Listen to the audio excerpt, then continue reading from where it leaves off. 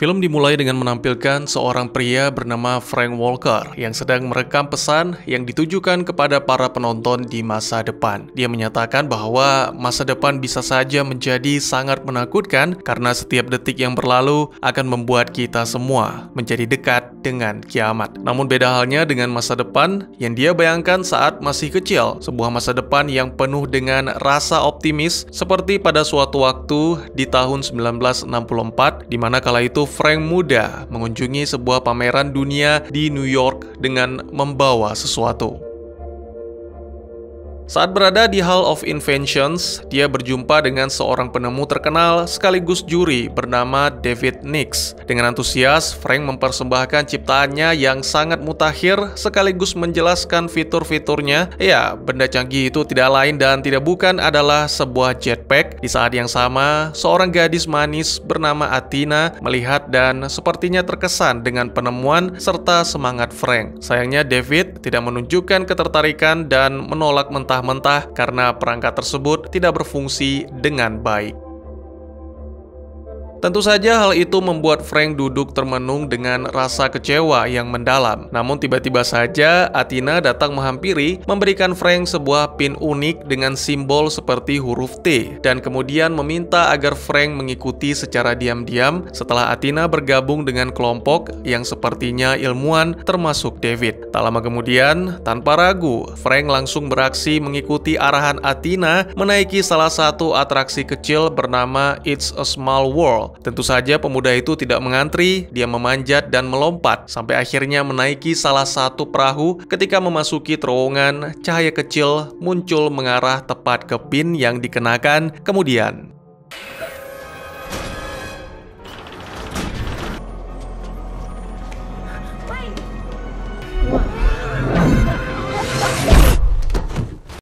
setibanya di sebuah platform dengan menggunakan elevator, di balik kabut, Frank melihat Athena yang berada di dalam kapsul atau pesawat melambaikan tangan. Saat Frank mencoba mengikuti, sebuah robot mendorongnya hingga jatuh ke tempat yang lebih rendah. Tak lama berselang, muncul robot lain yang merampas dan memperbaiki jetpack Frank. Para penjaga yang melihat Frank segera menyerbu. Rasa panik membuat Frank tergelincir dan jatuh. Beruntung, segera dia mengenakan jetpacknya dan meluncur bebas di udara sembari menikmati pemandangan yang menakjubkan dari sebuah kota seperti dunia masa depan.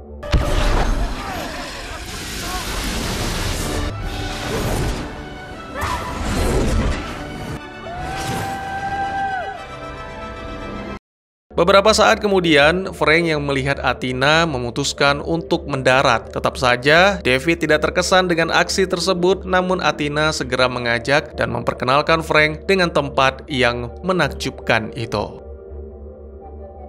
Selamat datang dan selamat berjumpa kembali bersama saya Teguh Gusto. Bagaimanapun kabar dan dimanapun kalian berada, tetaplah berusaha dan berjuang untuk menjadi lebih baik. Seperti biasa, saya akan bercerita tentang sebuah film, yang mana kali ini berjudul Tomorrowland. Film yang rilis pada tahun 2015 ini disutradarai oleh Brad Bird, serta dibintangi oleh para aktor dengan kemampuan akting yang tidak perlu diragukan. Baik teman-teman, siapkan kopi kalian, karena cerita akan kita lanjutkan. Ditampilkan pada tahun 2015, kita diperkenalkan dengan seorang gadis yang bernama Casey. Malam itu dia menyusup ke salah satu landasan peluncuran NASA yang berlokasi di Florida. Dia menggunakan drone untuk menyadap CCTV, kemudian menyabotase beberapa mesin yang dimaksudkan untuk pembongkaran landasan tersebut. Hal ini dilakukan karena tidak ingin sang ayah yang bekerja sebagai salah satu insinyur NASA kehilangan pekerjaan. Tanpa disadari oleh Casey, tindakannya itu diamati secara diam-diam oleh seorang gadis misterius. Lalu saat Casey kembali ke rumah, si gadis misterius mengikuti dan dengan hati-hati mengambil sehelai rambut yang tertinggal di helm untuk memindai DNA Casey.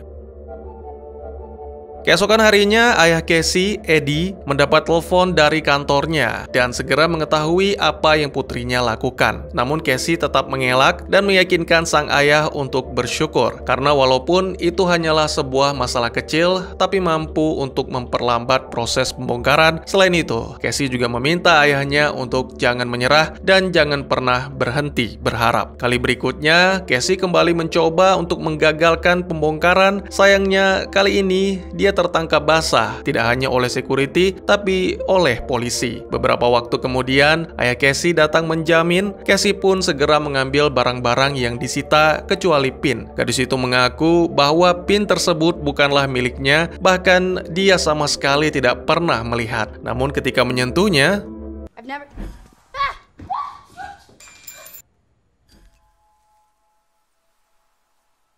kali ini Casey mencoba berjalan menuju ke arah bangunan megah, namun sangat disayangkan kepalanya menabrak dinding ruangan. Dalam perjalanan pulang, gadis itu mencoba menceritakan kepada sang ayah. Awalnya Eddie tidak percaya dan mengira Casey sedang bercanda, dan ketika menyentuh PIN itu, Eddie malah semakin khawatir. Jangan-jangan putrinya telah mengkonsumsi obat-obat surga. Pada malam yang sama, beberapa waktu kemudian, Casey menyelinap ke kamar sang ayah untuk mengambil kembali PIN ajaib, lalu mulai melanjutkan penjelajahan sampai akhirnya jatuh di tangga. Tidak mungkin terus begini. Akhirnya gadis itu pun pergi menjelajah di tempat yang lebih luas, di mana akhirnya dia tiba di pusat kota masa depan yang mengagumkan, melihat orang menggunakan jetpack dan kereta terbang. Lalu dengan penuh semangat, dia juga menaiki kereta untuk menjelajah lebih jauh sampai akhirnya berhenti di terminal karena ada seorang gadis yang berprofesi sebagai astronot akan bergabung dengan rekan-rekannya untuk melakukan ekspedisi luar angkasa. Tentu saja, Casey juga diajak untuk ikut bergabung, namun sangat disayangkan keajaiban PIN berakhir. Akibatnya, Casey kembali ke dunia nyata dan menyadari bahwa dirinya sedang berada di tengah rawa.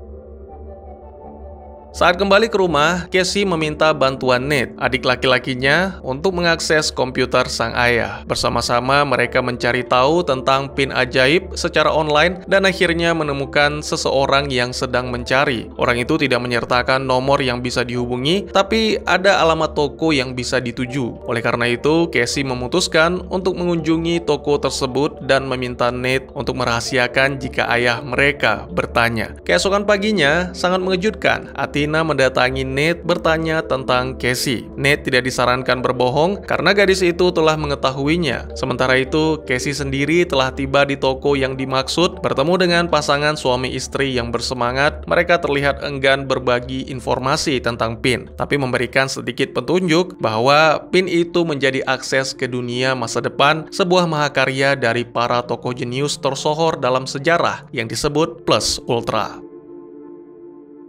Mereka kemudian memaksa Casey untuk mengatakan di mana mendapatkan PIN itu, apakah dari seorang gadis, dan di mana gadis itu sekarang. Tentu saja, tak ada satupun yang Casey jawab karena dia benar-benar tidak tahu. Lalu ketika hendak melarikan diri,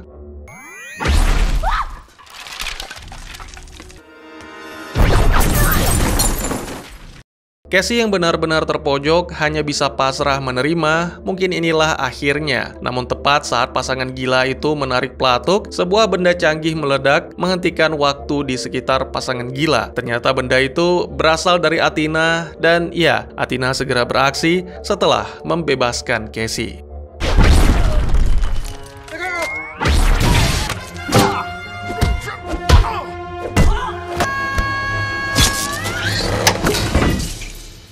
Setelah berhasil mengalahkan pasangan gila, terungkap bahwa mereka adalah robot, sehingga Athena dan Casey segera pergi karena keduanya robot itu mengaktifkan mode penghancuran diri. Dalam perjalanan, Athena mengakui bahwa dirinya lah yang meletakkan PIN di tas Casey. Selain itu, Athena juga mengakui bahwa dirinya adalah robot yang mana ditugaskan untuk merekrut orang-orang yang sesuai dengan gagasan kota masa depan yang sempat dilihat Casey, yaitu Tomorrowland. Bingung dan takut bercampur jadi satu, sehingga Casey berinisiatif untuk menginjak pedal rem lalu segera melarikan diri.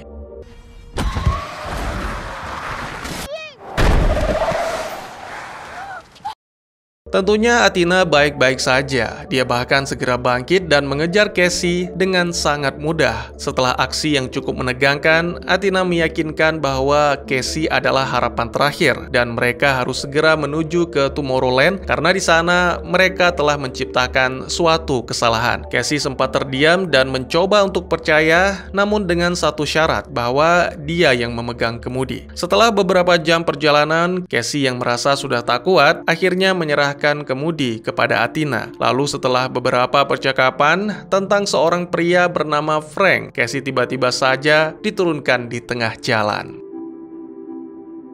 Melihat kotak pos bertuliskan nama Frank, Cassie segera mencoba mendekatinya. Gadis itu sempat dikejar oleh seekor anjing aneh karena tidak memiliki jejak kaki. Dengan cerdas, dia segera menyadari bahwa anjing itu hanyalah hologram. Cassie yang awalnya takut malah menjadi takjub. Segera dia mengetuk pintu serta menunjukkan PIN ke kamera pengawas, meminta Frank untuk membawanya ke Tomorrowland. Namun tiba-tiba saja ada semacam gelombang yang membuat Cassie terpental. Tak lama berselang, Frank keluar memberitahu bahwa Tomorrowland sudah berakhir. Apa yang sebelumnya disaksikan oleh Cassie adalah iklan yang berusia puluhan tahun.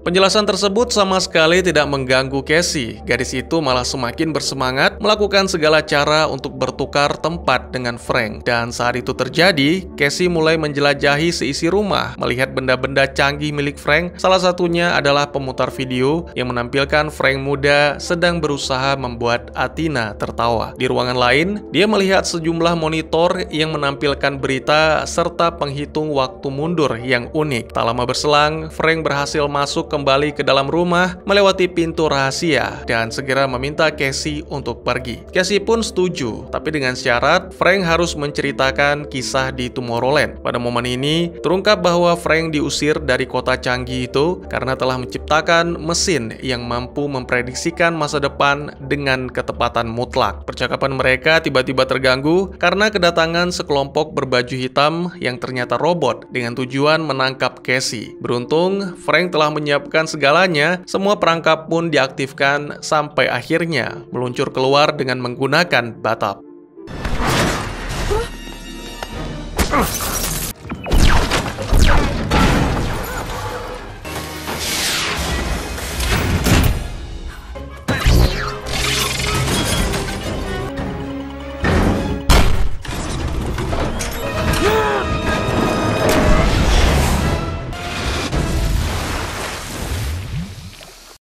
Setibanya di tepi, Athena datang untuk menjemput mereka. Dalam perjalanan, terjadi pertengkaran antara Frank dan Athena. Terus terang, Frank terlihat tidak senang dengan pertemuan tersebut. Dia yakin bahwa Athena penuh dengan kepalsuan yang digunakan untuk memikat orang-orang lalu meninggalkan mereka. Namun Athena hanya mengabaikan dan terus mengemudi. Beberapa waktu kemudian, mereka tiba di sebuah stasiun komunikasi di mana Frank telah mempersiapkan salah satu perangkat canggih yang memungkinkan mereka untuk berpindah tempat atau biasanya disebut teleportasi. Tentu saja itu membuat Cassie takjub sekaligus takut, tapi tetap harus melakukan jika ingin ke Tomorrowland. Mata dan telinganya ditutup seperti hendak diculik, kemudian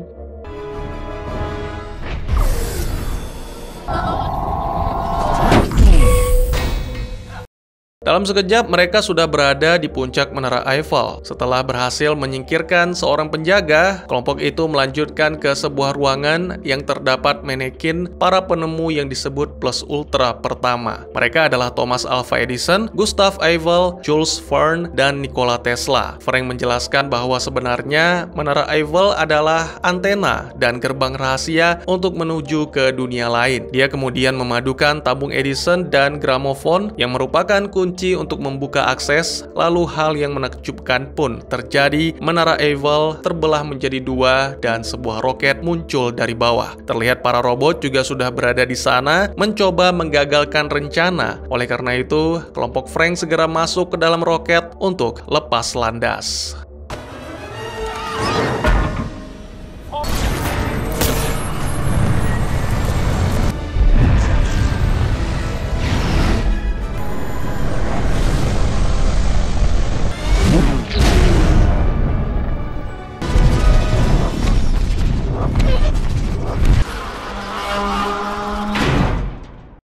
Ya, roket itu kembali menuju ke bumi dengan kecepatan tinggi untuk berpindah ke dimensi lain. Beberapa saat kemudian, akhirnya mereka tiba di Tomorrowland yang sekarang sepi dan terbengkalai. Tak lama berselang, beberapa kendaraan datang mendekat. Segera Frank memberikan Athena sebuah peledak untuk disembunyikan, dan selanjutnya mereka semua disambut oleh David yang kini menjabat sebagai gubernur Tomorrowland. Frank memperkenalkan Casey dan menegaskan bahwa gadis itu bisa memperbaiki. Mendengar hal itu, David pun memutuskan untuk membawa mereka ke The Monitor, merupakan mesin yang dirancang oleh Frank menggunakan Tachyon dengan kemampuan memprediksi masa depan.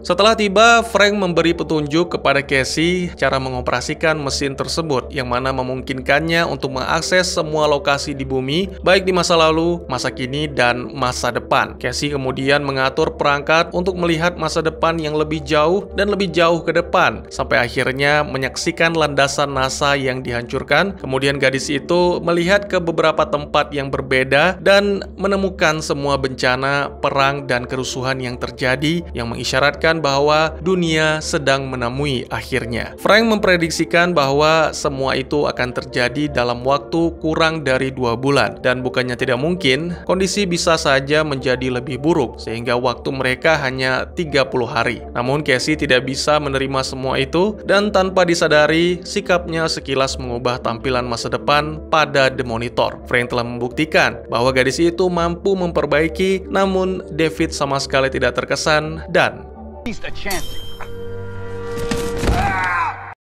beberapa waktu kemudian, Frank terbangun di sebuah ruangan bersama dengan Athena dan Casey. Casey menyadari bahwa The Monitor sebenarnya bukan menunjukkan peristiwa yang akan terjadi, tetapi apa yang mungkin bisa terjadi, dan secara langsung dipancarkan lewat sinyal ke seluruh dunia. Maka gadis itu mengusulkan agar menonaktifkan perangkat tersebut, agar tidak meracuni pikiran manusia. Tak lama kemudian, ketika akan dipulangkan, mereka menjelaskan hal itu kepada David. Namun lagi-lagi David tidak terkesan dan menolak untuk mematikan The Monitor. Pada momen ini, terungkap bahwa tujuan The Monitor sebenarnya adalah untuk memperingatkan tentang hari kiamat. Namun orang-orang justru menerimanya, menganggap semua itu sebagai sesuatu yang tak terhindarkan, daripada berusaha menciptakan masa depan yang lebih baik.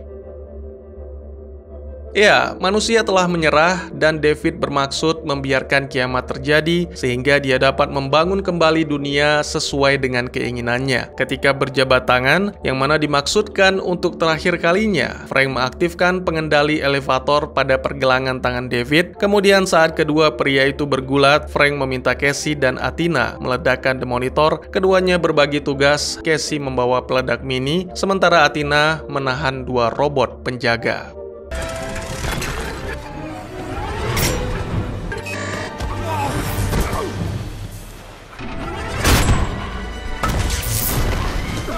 Sangat disayangkan, sampai dengan hitung mundur mendekati akhir, Casey tidak dapat melempar bomnya karena David mengambil alih kendali elevator. Sehingga mau tidak mau, gadis itu harus membuangnya ke portal dunia nyata. Ledakan yang terjadi menyebabkan runtuhnya struktur bangunan, dan salah satunya menimpa David.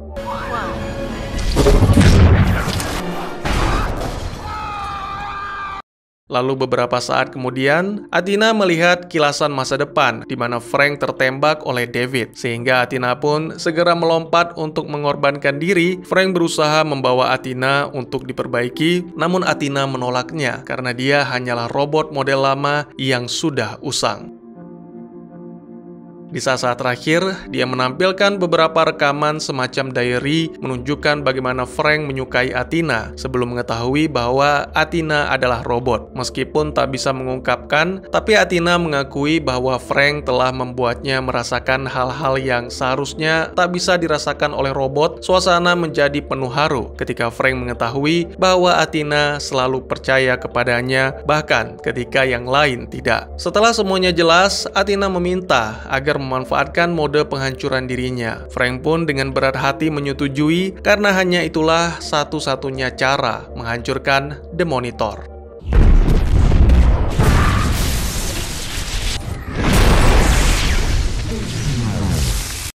Film pun ditutup dengan menampilkan Casey yang menggunakan portal kembali ke rumah untuk bertemu dengan keluarganya. Setahun kemudian, gadis itu bekerja sama dengan Frank dengan tujuan untuk membangun dunia dan menjadikannya tempat yang lebih baik. Bersama-sama, mereka merancang robot perekrut generasi baru dan juga memproduksi pin dalam jumlah banyak. Para robot itu akan dikirimkan ke seluruh dunia untuk melakukan perekrutan. Hanya orang cerdas dan memiliki imajinasi yang tinggi serta tak mudah menyerah yang layak terpilih untuk berada di Tomorrowland. Apakah Anda salah satunya?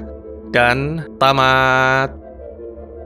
Tomorrowland menghadirkan banyak gagasan besar, tetapi sebagian besarnya tidak dijelaskan dengan rinci di dalam film. Ya, mungkin film ini tidak mengharuskan penonton untuk mengetahui segala jawaban dari misteri, tapi masih saja ada banyak pertanyaan yang bisa muncul. Beruntung ada beberapa yang telah dijelaskan dalam buku prequel, sementara sisanya masih menjadi perdebatan di antara para penonton.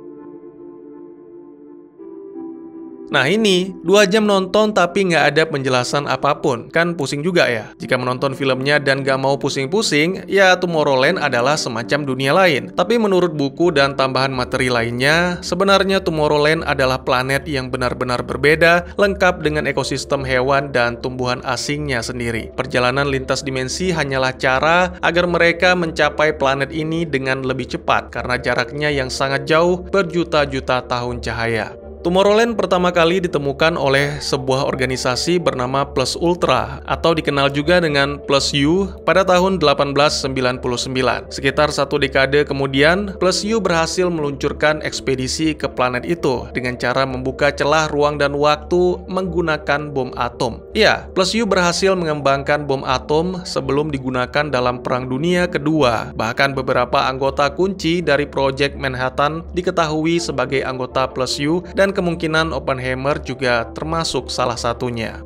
20 tahun kemudian, Nikola Tesla menciptakan cara untuk mengirim orang ke Tomorrowland melalui aliran partikel atau dia menyebutnya dengan grid, yang pastinya lebih baik daripada ledakan bom atom. Metode ini ditingkatkan lagi sampai akhirnya menjadi seperti yang ditampilkan di dalam film. Ini adalah bahasa Latin yang artinya lebih jauh lagi, atau biasa sering kita dengar, menuju tak terbatas dan melampauinya. Didirikan pada pameran dunia tahun 1889, ketika beberapa pemikir brilian dari seluruh dunia berkumpul untuk membentuk sebuah komunitas optimis dan berdedikasi untuk bekerja sama mengubah dunia menjadi lebih baik. Anggota pendiri adalah Jules Verne, Thomas Alva Edison, Nikola Tesla, dan Gustav Eiffel. Ya, seluruh anggotanya adalah tokoh ilmuwan terkenal, kemudian juga bergabung Amelia Earhart, Ray Bradbury, Mark Twain, Howard Hughes, Orson Welles, dan bahkan Walt Disney sendiri. Dari semua pencapaian ilmiah mereka, yang paling tinggi adalah penemuan Tomorrowland yang awalnya dinamai The New Frontier oleh Howard Hughes dan pembangunan koloni oleh kelompok tersebut. Di sanalah dibangun markas besar mereka yang didedikasikan untuk kemajuan teknologi yang bisa bermanfaat bagi manusia dan tentunya bebas dari campur tangan bisnis, politik, dan militer. Sebenarnya menurut novel prequel, Plus U memang berencana untuk mengungkapkan keberadaan Tomorrowland ke publik pada tahun 1930, tetapi sabotase Nazi menyebabkan hancurnya grid dan juga serangan Nazi mengakibatkan fasilitas Plus U mengalami kerusakan parah. Dibutuhkan lebih dari 1 dekade sebelum Plus U bisa mencapai Tomorrowland lagi. Dan seperti yang kita lihat di adegan yang menampilkan tahun 1960, tempat itu masih dalam proses pembangunan ketika Frank pertama kali datang dengan jetpack-nya. Pada tahun 1960, para Plus U senior mulai mencari kandidat Plus U baru dengan menggunakan Athena sebagai droid perekrut dan juga PIN. Ya, PIN tersebut adalah sebuah teknologi VR super canggih yang memberikan para calon Plus U penglihatan tentang Tomorrowland. Namun seperti yang dikatakan oleh Frank, apa yang dilihat itu tidaklah nyata, melainkan telah direkam sebelumnya. Di dalam buku dijelaskan, Plus U telah bereksperimen dengan teknologi serupa menggunakan kacamata. Tidak dijelaskan secara belak-belakan, tetapi kemungkinan besar terkait dengan mesin Tachyon yang diciptakan Frank, yang disebut The Monitor. Setelah memprediksikan dengan tingkat kepastian 100% bahwa manusia di bumi akan menghancurkan planet mereka sendiri, tampaknya David mengambil keputusan untuk mengisolasi Tomorrowland. Ini juga sekaligus menjelaskan mengapa Frank diusir dari Tomorrowland, terciptanya The Monitor, dan keputusan isolasi menyebabkan ketegangan di Tomorrowland, sehingga beberapa anggota Plus U diusir, salah satunya adalah Frank. Pada saat Frank kembali, Tomorrowland dalam kondisi seperti kota mati. Ini mungkin dikarenakan kepemimpinan David yang otoriter sehingga banyak dari anggota yang dipaksa untuk pergi. Ini sekaligus menjelaskan mengapa ada robot-robot jahat di bumi memburu Cassie. Ya, sebenarnya tidak hanya Cassie. Saya pikir berita tentang kepergian Athena membawa beberapa pin telah diketahui oleh David. Oleh sebab itu, dia mengirimkan para robot ke bumi untuk menghancurkan Athena dan juga mengeliminasi siapapun yang menerima pin agar tidak ada lagi yang datang ke Tomorrowland.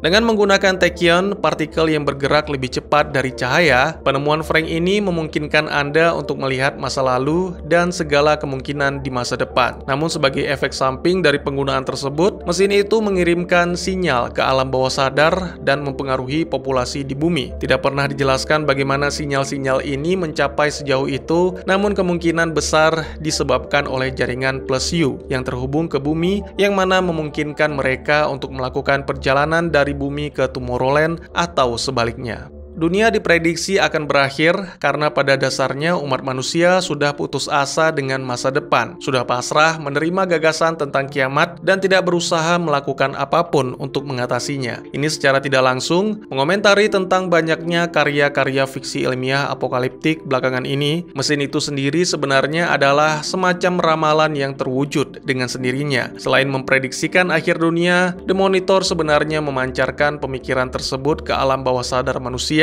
David memanfaatkan hal ini untuk menakut-nakuti, tapi yang terjadi malah manusianya yang semakin pasrah. Semua berubah pada saat Cassie datang. Rasa optimisnya yang meskipun kecil, kemungkinan bisa mengubah keadaan. Tapi gadis itu tidak pernah menyerah dalam menghadapi masa depan, jadi membawa Cassie ke Tomorrowland menunjukkan kemungkinan bahwa gadis itu bisa menemukan solusi. Mengingat pada akhir film, bumi mampu bertahan 1 tahun penuh melewati tanggal prediksi kiamat. Tampaknya pertaruhan tersebut membuahkan hasil. Pada intinya, segala sesuatu yang terjadi di masa depan, baik atau buruknya, itu tidaklah pasti. Semua tergantung dari apa yang kita lakukan saat ini. Masa depan yang indah ataupun akhir dunia, itu kembali kepada kita sendiri. Film ini mengajak kita semua melakukan tindakan nyata untuk merawat dan menjaga planet yang menjadi rumah kita ini, bukan hanya sekedar mengetahui prediksi bencana yang terjadi di masa depan, tapi tidak berusaha melakukan apapun untuk memperbaikinya. Kurang lebih demikian, silakan teman-teman berkomentar, bertanya, ataupun merequest kira-kira film apa yang menarik untuk dibahas. Bisa lewat kolom komentar, atau buat yang malu-malu bisa via DM ke Instagram saya di @teguhgusto. Insya Allah pasti akan dibaca. Mari kita jadikan kolom komentar sebagai sarana penambah wawasan dan menciptakan jalinan persaudaraan, bukan malah menjadikannya sebagai tempat pembulian sehingga menciptakan permusuhan. Jangan lupa untuk dukung terus channel ini dengan cara share, like, dan subscribe, karena dukungan dari kalian sangat berharga bagi saya demi perkembangan channel ini. Saya Gusto, sampai jumpa di video selanjutnya. Tetap semangat, tetap bersyukur setiap hari. Dadah!